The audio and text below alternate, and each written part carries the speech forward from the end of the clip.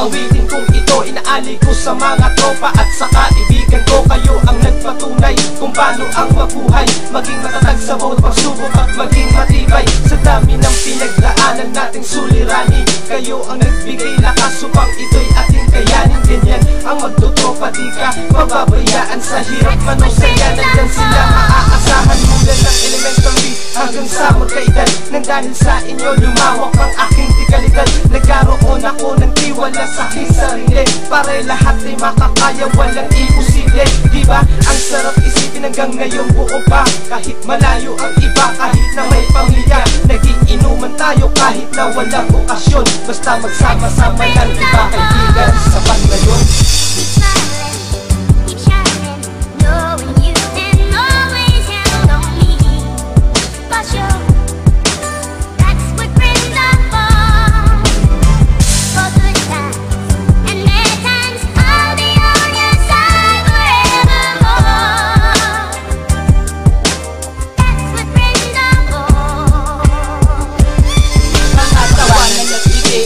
At mga biglake, mga bakas sa ating mukha nang dahil sa ating pagkasawi. Sa problema, sa pamilya, sa kaibigan at sa syota, hindi natin hinihinda kahit tumulong ating iwa. Minsan pahig sa kahirapan tayo nagtutulungan, nag-aambagan para mabusog ating mga tiyan. Ganyan kami kung magtulungan parang pamilya, dahil kami pinagtagpo-tagpo ng geografiya. Salamat sa may itaas kami e pinagsama-sama, dahil kung wala sila, wala na sila, bawat isa walang kayang ipaglaban kung wala ang kaibigan. Dahil yan ang pundasyon na amin ang pinagisnan. Nakahiligan na kapag nakasalubong ay may bagay, hindi yan mawawala kasi kami ganyan palagi. Hindi ko malilimutan kaibigan ko na tunay inspirasyon kung kayo ang aking buhay.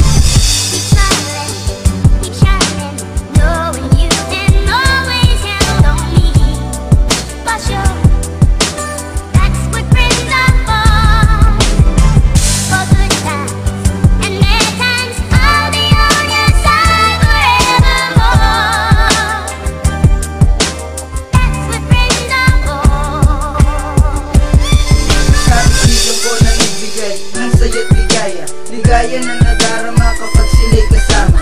Ang sayang ito ay di matutumbasan na kahit sino mga tao at kahit sino man. Dahil sila ang umalalay nung ako ay nadapa. Kahit nagkakatampuhan, bigyan pa rin ang halaga. Diba ganyan ang magtutropa, laging alalay sa iba. Kaya't kung meron makaalitan, pagpasensya mo na. Ikaw na magpakumbaba, wag na magmataas level. Pare-pareho lang naman tayong nagiging matabel. Pero salamat sa Diyos, buo pa rin ang magtutropa. Hindi kami nawala ng kaibigan na mabukang saya.